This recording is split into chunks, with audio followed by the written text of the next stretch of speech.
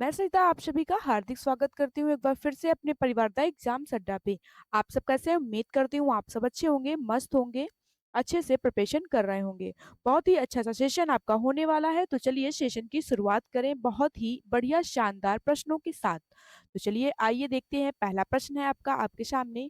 कविता संग्रह गीतांजलि के लेखक कौन है? Option A Rabindranath Tagore, option B R K Narayan, option C Satyajit रे, ऑप्शन डी सलीम अली। तो आपको इन चार ऑप्शन में से राइट आंसर बताना है।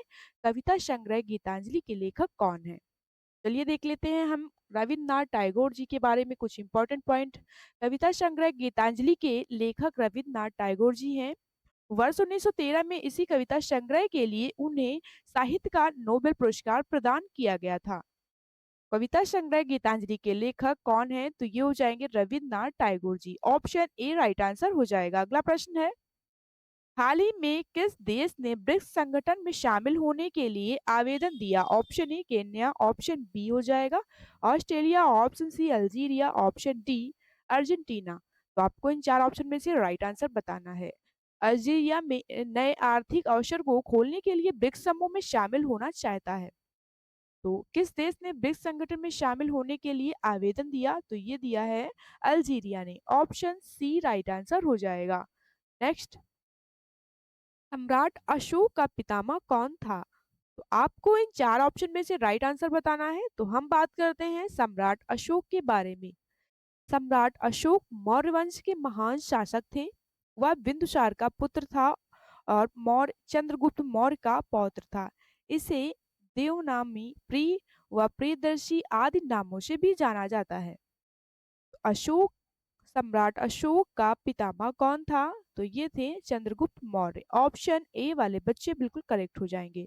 अगला प्रश्न है, मोती मस्जिद निम्नलिखित में से किस स्मारक में स्थित है? Option A Golconda, option B हो जाएगा कुतुब मीनार, ऑप्शन सी आगरा का किला, ऑप्शन डी लाल किला।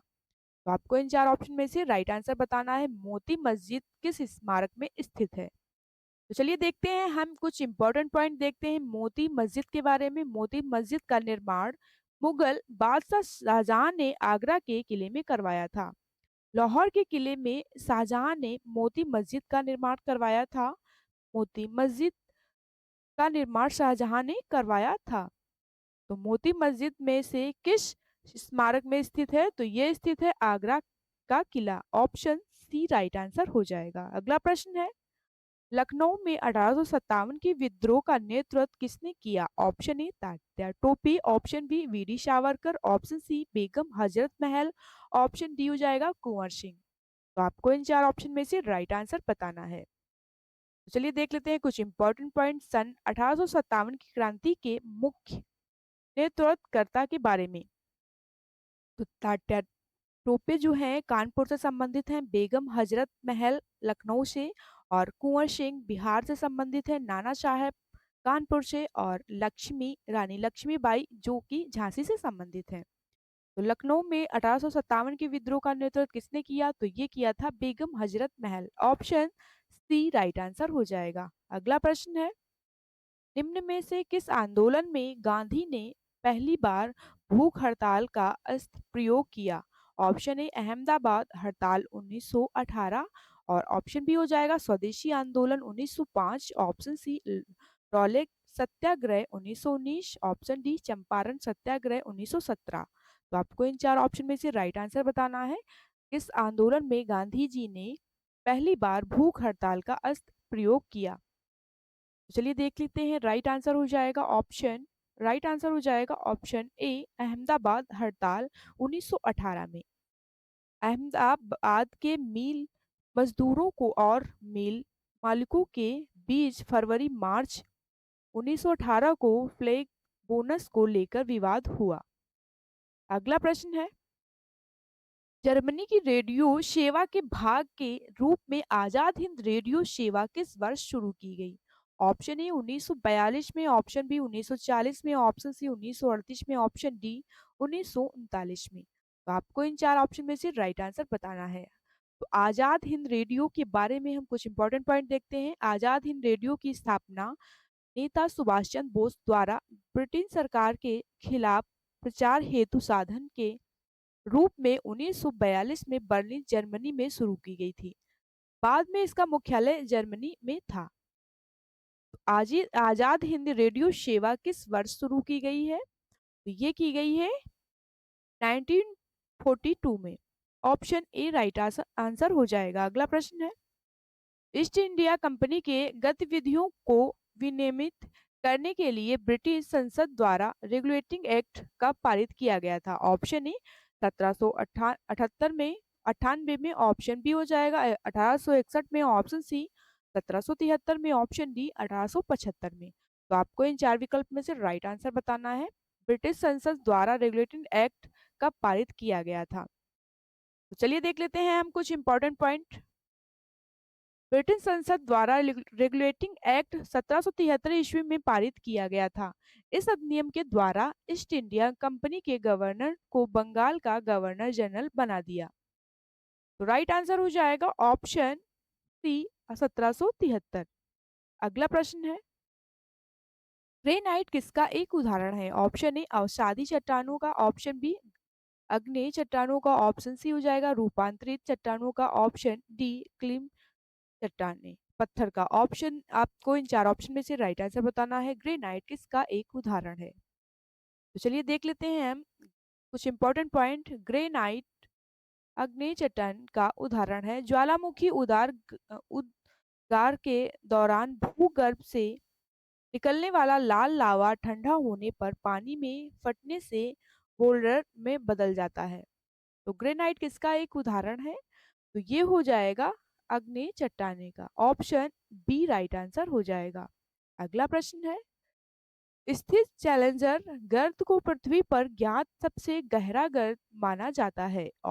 तो आपको इन चार ऑप्शन में से राइट आंसर बताना है। तो चलिए हम बात कर लेते हैं मैरियाना खाड़ी के बारे में। मैरियाना खाड़ी के दक्षिण छोर पर स्थित चैलेंजर गर्त को पृथ्वी पर अब तक सबसे गहरा गर्त माना जाता है।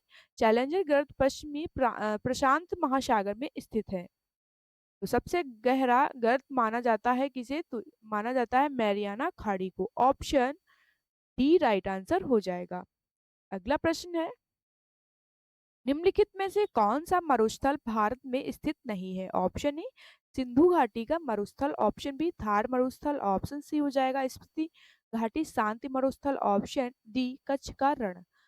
तो आपको इन चार ऑप्शन में से राइट आंसर बताना है। मरुस्थल भारत में स्थित नहीं है कौन सा? तो चलिए देख लेते हैं हम सिंधु घाटी का मरुस्थल के बारे में कुछ इंपॉर्टेंट पॉइंट। सिंधु घाटी का मरुस्थल पाकिस्तान में स्थित है।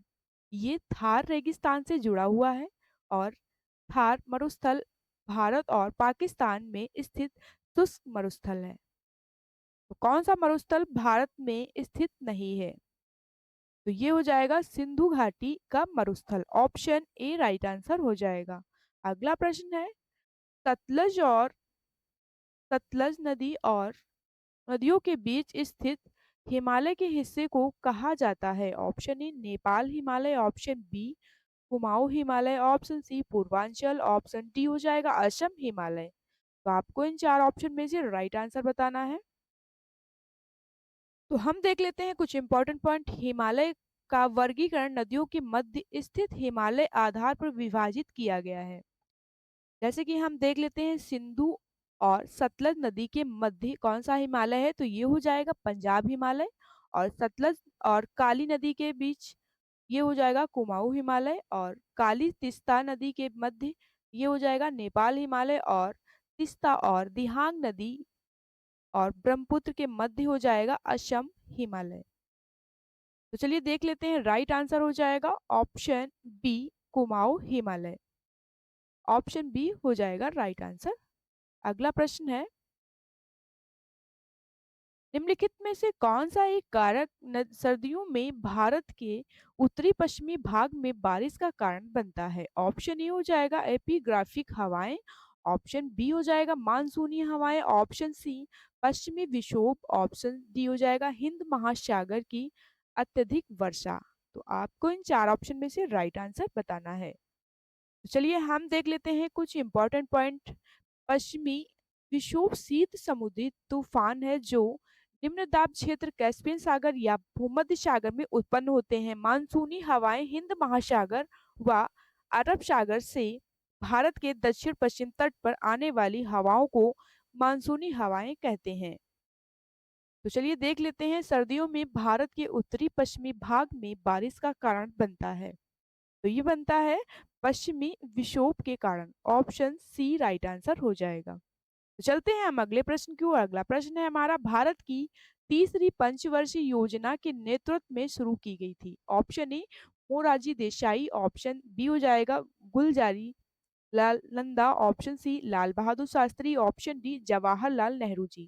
तो आपको इन चार ऑप्शन में से राइट आंसर बताना है। भारत की तीसरी पंचवर्षीय योजना 1961 से 1966 प्रधानमंत्री जवाहरलाल नेहरू के नेतृत्व में शुरू की गई थी। तो राइट आंसर हो जाएगा ऑप्शन डी जवाहरलाल नेहरू जी। अगला प्रश्न है, प्रधानमंत्री उज्ज्वला योजना किससे संबंधित है। ऑप्शन ए युवाओं में कौशल विकास, ऑप्शन बी हो जाएगा कम आय पर स्टार्टअप कंपनियों का विकास, ऑप्शन सी हो जाएगा एलपीजी कनेक्शन, ऑप्शन डी इनमें से कोई नहीं। तो आपको इन चार ऑप्शन में से राइट आंसर बताना है। तो चलिए हम देख लेते हैं प्रधानमंत्री उज्ज्वला योजना के बारे में कुछ इंपॉर्टेंट फैक्ट।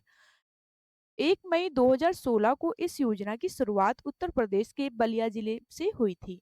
इसका उद्देश्य गरीबी रेखा से नीचे गुजर बसर करने वाले परिवारों की महिलाओं को मुफ्त में एलपीजी कनेक्शन प्रदान करना था। तो प्रधानमंत्री उज्ज्वला योजना किससे संबंधित है, तो ये संबंधित है एलपीजी कनेक्शन से। ऑप्शन सी वाले बच्चे बिल्कुल करेक्ट हो जाएंगे। अगला प्रश्न है, निम्न में से कौन सा एक प्रत्यक्ष अप्रत्यक्ष कर है। ऑप्शन ए संपत्ति कर, ऑप्शन सी आयकर, ऑप्शन सी वस्तु एवं सेवा कर, ऑप्शन डी हो जाएगा उपहार कर। तो आपको इन चार विकल्प में से राइट आंसर बताना है कौन सा एक अप्रत्यक्ष कर है। तो चलिए हम देख लेते हैं जीएसटी के बारे में कुछ इंपॉर्टेंट पॉइंट। जीएसटी के बारे में कुछ इंपॉर्टेंट, भारत में वस्तु एवं सेवा कर जीएसटी 1 जुलाई 2017 से लागू एक महत्वपूर्ण अप्रत्यक्ष कर व्यवस्था है। इसे वन नेशन वन टैक्स के तहत लागू किया गया। अप्रत्यक्ष कर किससे संबंधित है, तो चलिए देख लेते हैं हम। राइट आंसर हो जाएगा वस्तु एवं सेवा कर से। ऑप्शन सी राइट आंसर हो जाएगा। अगला प्रश्न है, बंदर के काटने से होने वाले रोग की पहचान करें। Option A malaria, option B हो जाएगा रेबीज, ऑप्शन सी हो जाएगा ल्यूकेमिया, ऑप्शन डी इनमें से कोई नहीं। तो आपको इन चार ऑप्शन में से राइट आंसर बताना है। बंदर के काटने से होने वाले रोग की पहचान करें। तो चलिए देख लेते हैं कुछ इंपॉर्टेंट पॉइंट। बंदर के काटने से होने वाली बीमारी रेबीज एक गंभीर वायरल संक्रमण है जो वायरस और रेबीज वायरस के संक्रमण से होता है। तो चलिए देख लेते हैं, राइट आंसर हो जाएगा बंदर के काटने से होने वाले रोग की पहचान, तो ये हो जाएगा rabies. Option B right answer हो जाएगा। अगला प्रश्न है, अंतरराष्ट्रीय सौर गठबंधन का नवीनतम हस्ताक्षरकर्ता राष्ट्र कौन सा है। ऑप्शन ए हो जाएगा कांगो गणराज्य, ऑप्शन बी हो जाएगा Cyprus, option D option C हो जाएगा भूटान, ऑप्शन डी स्वीडन। तो आपको इन चार ऑप्शन में से राइट आंसर बताना है। कांगो गणराज्य अंतरराष्ट्रीय सौर गठबंधन का नवीनतम हस्ताक्षरकर्ता राष्ट्र है। तो चलिए राइट आंसर हो जाएगा ऑप्शन ए कांगो गणराज्य। अगले प्रश्न की ओर चलते हैं। अगला प्रश्न है, गोवा मुक्ति दिवस किस तिथि को मनाया जाता है। ऑप्शन ए 22 दिसंबर, ऑप्शन बी 20 दिसंबर, ऑप्शन सी 19 दिसंबर, ऑप्शन डी 15 दिसंबर। तो आपको इन चार ऑप्शन में से राइट आंसर बताना है गोवा मुक्ति दिवस कब मनाया जाता है। तो चलिए देख लेते हैं हम कुछ इंपॉर्टेंट पॉइंट गोवा मुक्ति दिवस के बारे में। गोवा मुक्ति दिवस 19 दिसंबर को मनाया जाता है। गोवा भारत के दक्षिण पश्चिम तट पर कोंकण के रूप में जाने वाले क्षेत्र में स्थित है। और हम बात करते हैं गोवा की कैपिटल के बारे में, तो गोवा की कैपिटल हो जाएगी पणजी। तो गोवा मुक्ति दिवस किस तिथि को मनाया जाता है, तो ये मनाया जाता है 19 दिसंबर को। ऑप्शन सी राइट आंसर हो जाएगा। अगला प्रश्न है, हर्षचरित का लेखक कौन है। Option A Kalidas, option B हो जाएगा Kalhana, option C Banabhatta, option D हो जाएगा वात्स्यायन। तो आपको इन 4 ऑप्शन में से राइट आंसर बताना है। हर्षचरित का लेखक कौन है? तो ये हो जाएंगे Bana Bhatta. Option C right answer हो जाएगा। अगला प्रश्न है, निम्न में से कौन सी क्रांतिकारी संगठन नौजवान भारत सभा के संस्थापकों में से एक थे जिनकी स्थापना वर्ष 1926 में हुई थी? Option A Lala Hardayal, option B Subhash Chandra Bose, option C Chandrashekhar Azad, option D Bhagat Singh. तो आपको इन 4 ऑप्शन में से राइट आंसर बताना है। तो चलिए देख लेते हैं हम कुछ इंपॉर्टेंट पॉइंट क्रांतिकारी संगठन के बारे में। क्रांतिकारी संगठन नौजवान भारत सभा की स्थापना 1926 में हुई थी, जिसके जिसके संस्थापकों में प्रमुख युवा विचारक और क्रांतिकारी भगत सिंह थे। चलिए देख लेते हैं, राइट आंसर हो जाएगा ऑप्शन डी भगत सिंह। अगला प्रश्न है, पृथ्वी के अध्ययन को किस नाम से जाना जाता है? ऑप्शन ए परिस्थितिकी, ऑप्शन बी हो जाएगा भौगोलिकी, ऑप्शन डी मिट्टी विज्ञान, ऑप्शन डी हो जाएगा भूगर्भ शास्त्र। तो आपको इन 4 ऑप्शन में से राइट आंसर बताना है। पृथ्वी के अध्ययन को किस नाम से जाना जाता है? तो आइए हम बात करते हैं पृथ्वी के बारे में कुछ इंपॉर्टेंट पॉइंट। पृथ्वी के अध्ययन को भूगर्भ शास्त्र या जियोलॉजी के नाम से भी जाना जाता है। इसमें से पृथ्वी की निर्माण प्रक्रिया, प्लेट टेक्टोनिक्स, भूस्खलन, ज्वालामुखी और पर्वत निर्माण का अध्ययन किया जाता है। तो चलिए देखते हैं पृथ्वी के अध्ययन को क्या कहा जाता है। तो कहा जाता है जियोलॉजी। ऑप्शन राइट आंसर हो जाएगा ऑप्शन डी भूगर्भ शास्त्र। अगला प्रश्न है, निम्न में से कौन सी नदी बेसिन विश्व का सर्वाधिक आबादी वाला नदी बेसिन है? Option A Ganga, option B Amazon, option C नील, ऑप्शन डी हो जाएगा मिसिसिपी। तो आपको इन 4 ऑप्शन में से राइट आंसर बताना है। कौन सी नदी बेसिन विश्व का सर्वाधिक आबादी वाला नदी बेसिन है? चलिए देख लेते हैं, गंगा भारत की अत्यंत महत्वपूर्ण नदी है। इसके विशाल बेसिन क्षेत्र में देश के 1/4 जल संसाधन मौजूद हैं और 40 करोड़ से अधिक लोग इसे इसमें निवास करते हैं। चलिए देख लेते हैं, राइट आंसर हो जाएगा कौन सी नदी बेसिन विश्व का सर्वाधिक आबादी वाला नदी बेसिन है? तो ये हो जाएगा गंगा। ऑप्शन ए वाले बच्चे बिल्कुल करेक्ट हो जाएंगे। अगला प्रश्न है, निम्न में से कौन सा कर प्रत्यक्ष कर है? ऑप्शन ए सीमा शुल्क, ऑप्शन बी आय कर, ऑप्शन सी उत्पाद शुल्क, ऑप्शन डी हो जाएगा बिक्री कर। तो आपको इन 4 ऑप्शन में से राइट आंसर बताना है।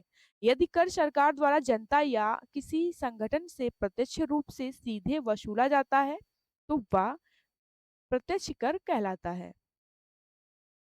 चलिए देख लेते हैं, राइट आंसर हो जाएगा ऑप्शन बी आयकर। कौन सा कर प्रत्यक्ष कर है? तो ये हो जाएगा आयकर। ऑप्शन बी राइट आंसर हो जाएगा। अगला प्रश्न है, ग्रे क्रांति किससे संबंधित है? Option A dairy, option B उर्वरक, ऑप्शन सी मछली उत्पादन से, ऑप्शन डी हो जाएगा नीली क्रांति से। तो आपको इन 4 ऑप्शन में से राइट आंसर बताना है। ग्रे क्रांति किससे संबंधित है? तो चलिए हम देख लेते हैं कुछ क्रांति और किससे संबंधित है उनके बारे में। ब्राउन क्रांति किससे संबंधित है? तो ये संबंधित है चमड़ा उत्पादन से। और नीली क्रांति की बात करते हैं तो ये मछली उत्पादन से। और पीली क्रांति तिलहन उत्पादन से। आइए इन 4 ऑप्शन में से राइट आंसर बताइए, ग्रे क्रांति किससे संबंधित है? तो चलिए देख लेते हैं, ये संबंधित है उर्वरक से। ऑप्शन बी राइट आंसर हो जाएगा। नेक्स्ट, दूध को गरमाने पर क्रीम अलग हो जाती है, इसका कारण है? ऑप्शन ए गुरुत्वीय बल, ऑप्शन बी अपकेंद्री बल, ऑप्शन सी हो जाएगा अभिकेंद्र बल, ऑप्शन डी घर्षण बल। तो आपको इन 4 ऑप्शन में से राइट आंसर बताना है। तो आइए हम देख लेते हैं कुछ इंपॉर्टेंट पॉइंट। स्कीमिंग स्कीमिंग वह प्रक्रिया है जिसमें क्रीम दूध से अलग हो जाती है। ये प्रक्रिया में अपकेंद्रिक बल महत्वपूर्ण भूमिका निभाता है। तो चलिए देख लेते हैं, दूध को गरमाने पर क्रीम अलग हो जाती है, इसका कारण होता है? तो राइट आंसर हो जाएगा ऑप्शन बी अपकेंद्रिक बल।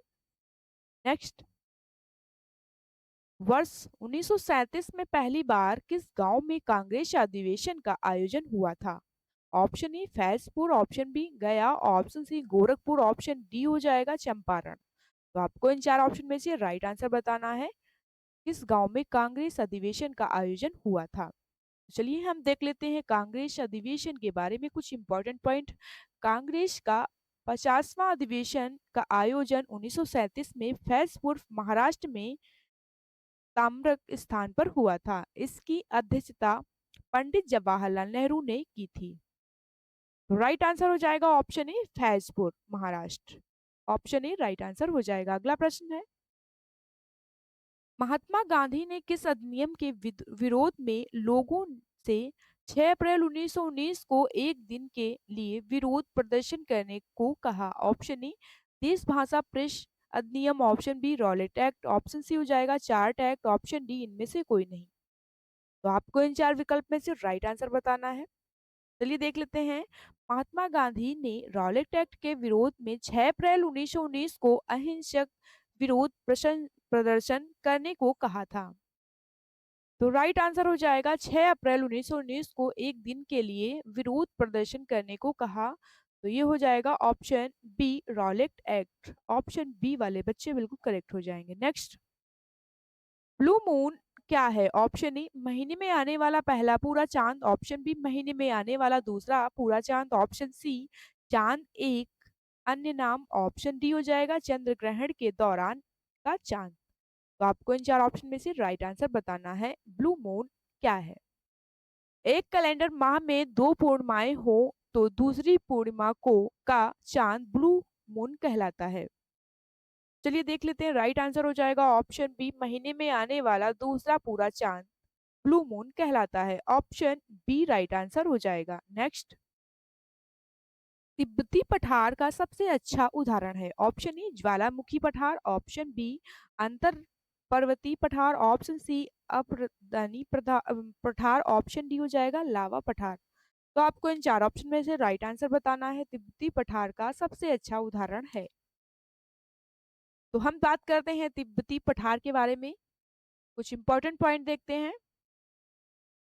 तिब्बत का पठार विश्व का सबसे बड़ा एवं सबसे ऊंचा पठार है, जो अंतर पर्वतीय पठार का उत्कृष्टता का उदाहरण है। जो अंतर पर्वतीय पठार का उदाहरण है, मध्य एशिया में स्थित एक पठार दक्षिण में हिमालय पर्वत श्रृंखला से लेकर उत्तर में रेगिस्तान श्रृंखला तक फैला हुआ है।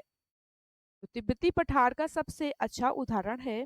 तो ये हो जाएगा अंतर पर्वतीय पठार। ऑप्शन बी राइट आंसर हो जाएगा। तो आज का सेशन हमारा यहीं तक था। अगर आप लोगों को ये सेशन पसंद आया हो तो लाइक शेयर और चैनल को सब्सक्राइब करें। और आज